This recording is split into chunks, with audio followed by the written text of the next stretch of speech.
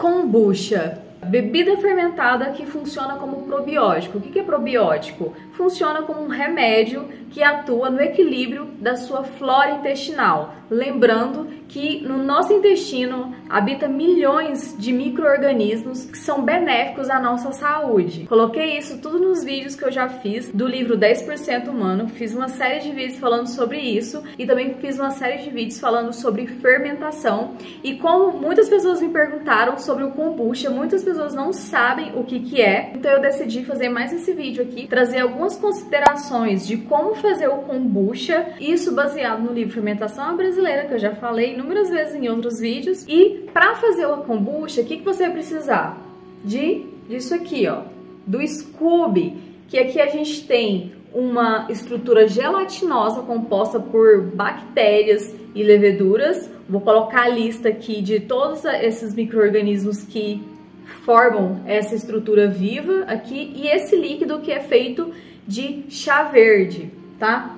Então, isso aqui, você vai utilizar, isso aqui tá fermentando, isso aqui mantém crescendo. Quem é de Goiânia ou do interior pode me pedir, porque eu posso doar, então você pode procurar alguém na internet se tem isso aqui para doar, porque é fácil de encontrar. Então, quais são as etapas para você fazer o kombucha? Na internet você vai encontrar várias receitas, mas aqui eu vou explicar alguns detalhes de como fazer o seu melhor kombucha, porque às vezes na internet só vem a receita, mas não vem esses detalhes, essas considerações. Eu vou deixar na descrição do vídeo também uma receita de kombucha comum, gaseificada, e uma kombucha alcoólica. Lembrando que você também pode achar kombucha em algumas lojas de produtos naturais, onde vendem, né, já engarrafado. Então existem empresas, startups que produzem kombucha gaseificada no formato como se fosse um refrigerante. E na verdade é uma bebida natural que tem ali a presença de micro-organismos, então por isso que a gente fala que é um probiótico e é benéfico para nossa saúde. Então, para você fazer kombucha, você precisa primeiro preparar um chá. Esse chá pode ser o chá verde mesmo, mas tem uma ressalva aqui.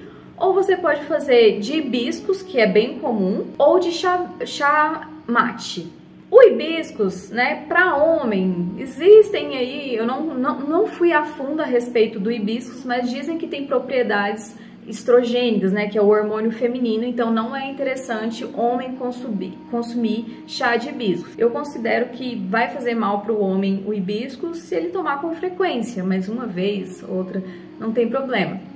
Mas então você pode fazer também de capim-cideira, mas eu indico o hibiscus ou o chá mate. E aí você vai fazer a infusão. O que é a infusão? Você coloca a água para ferver, então antes de ficar borbulhando, quando ela começar a levantar a fervura, você desliga e coloca as folhas, vamos supor as folhas secas de hibiscus ou capim-cideira, enfim, e abafa e deixa uns 15 minutos. Espere esfriar e depois que esfriar você vai adoçar com açúcar branco, açúcar cristal, ou você pode, quem consumir demerara também pode. Não é interessante usar os outros açúcares como o mascavo, porque vai dificultar na fermentação.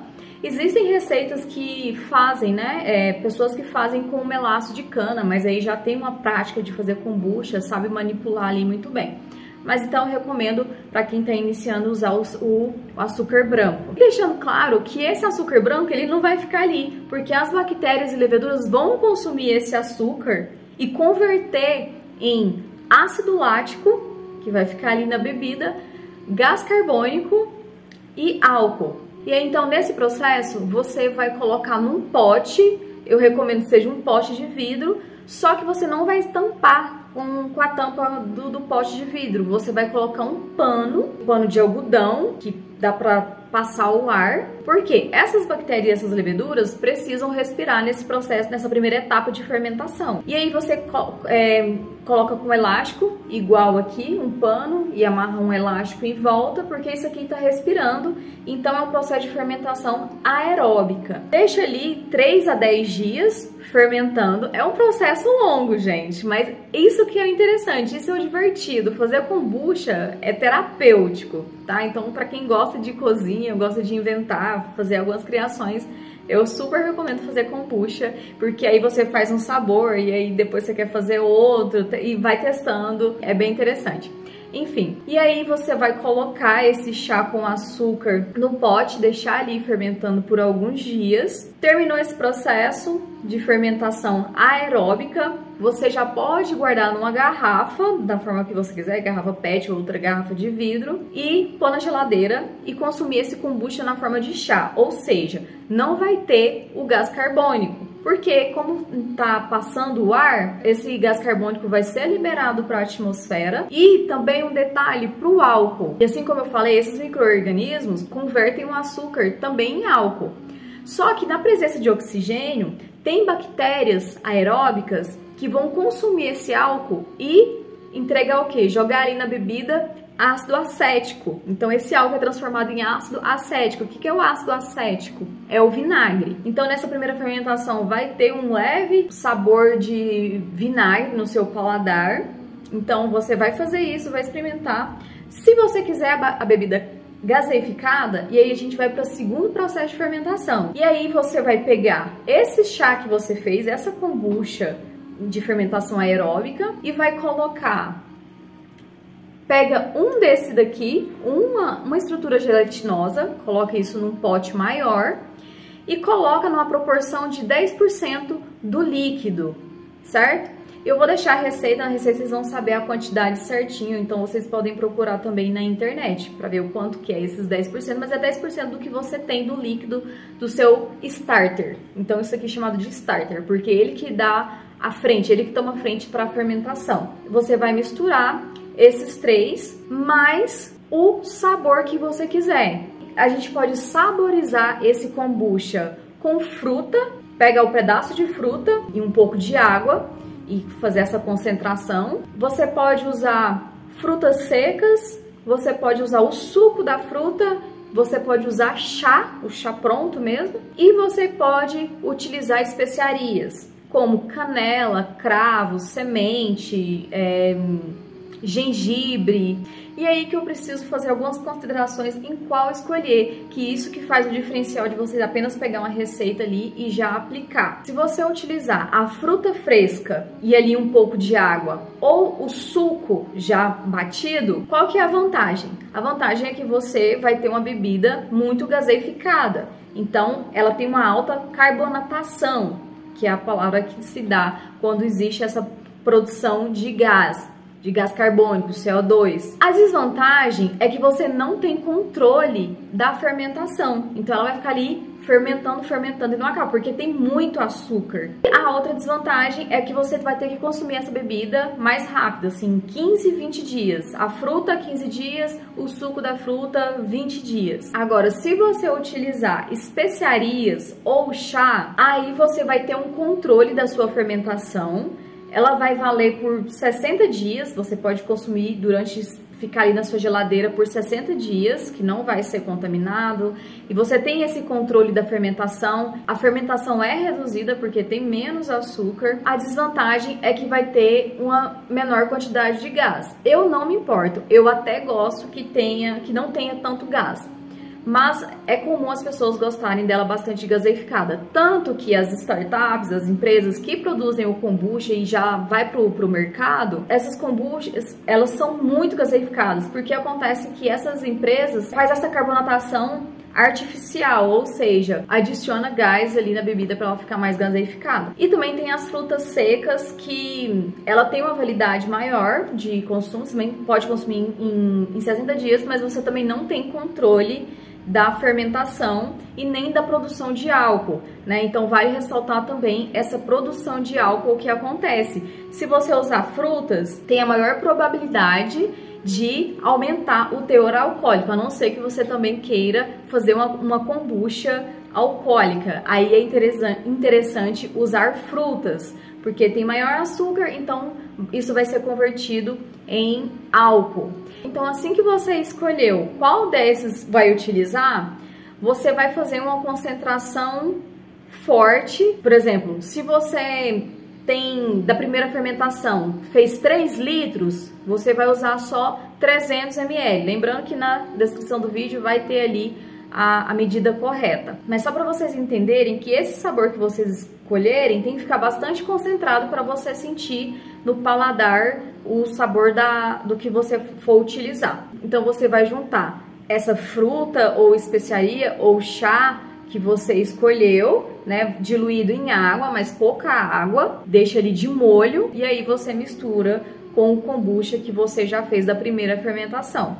Une os dois e aí você tem que envasar, ou seja, colocar numa garrafa de plástico. Se você fazer em casa, né, da forma bruta, digamos assim, você coloca numa garrafa PET de 2 litros e coloca uma quantidade que dá para você amassar até que o líquido chega no topo e você fecha. Para que isso? Para você retirar o oxigênio da garrafa.